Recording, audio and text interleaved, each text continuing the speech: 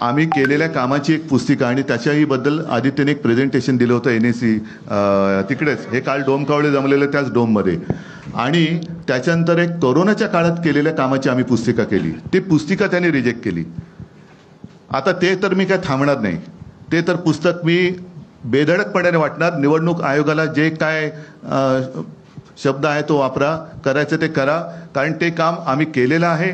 त्या कामामध्ये जे जे सहभागी झाले सगळे मुंबईकर होते, सगळे महाराष्ट्राचे रहिवासी होते, आहेतच, नागरिक होते, आणि ते काम आम्ही केले.